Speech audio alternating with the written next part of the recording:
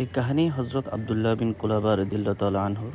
একবার তিনি তার উটের সন্ধানে মরুভূমির মাঝে চলে গেলেন। উটের পায়ের সন্ধান অনুসরণ করে করে মরুভূমির ভিতরে যেতে লাগলেন।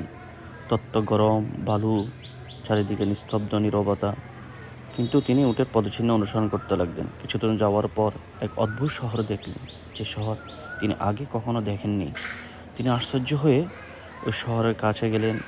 দেখলেন তার দরজা খোলা, সুন্দর কাঠামো গঠিত। তিনি ভিতরে প্রবেশ করলেন। ভিতরে গিয়ে তিনি আশ্চর্য হয়ে গেলেন। চারিদিকে নীরব, নিস্তব্ধ, কোনো মানুষ নেই, জনশূন্য। তিনি আরও আশ্চর্য হয়ে ভিতরে যেতে লাগলেন। প্রাসাদের ভিতরে প্রবেশ করলেন।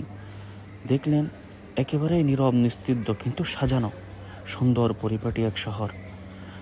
প্রাসাদের দেওয়ালে সুসজ্জিত, পাথর দিয়ে সাজানো, যেন এক নতুন নীরব শহর।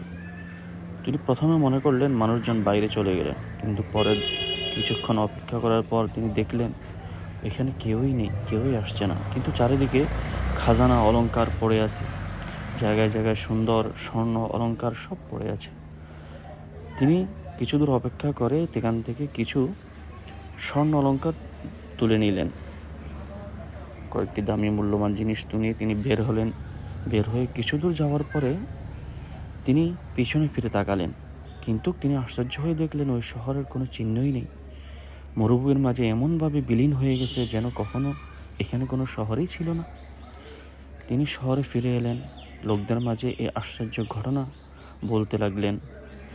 মানুষের আলোচনা থেকে তৎকালীন বাদশাহ মুআবিয়ার কানে এই কাহিনী পৌঁছল। তিনি তার অনুসন্ধান করালেন। বলা হয়, জ্ঞানীরা বলে থাকেন, এটা প্রাচীনকালীন বাদশাহ সাদ্দাতের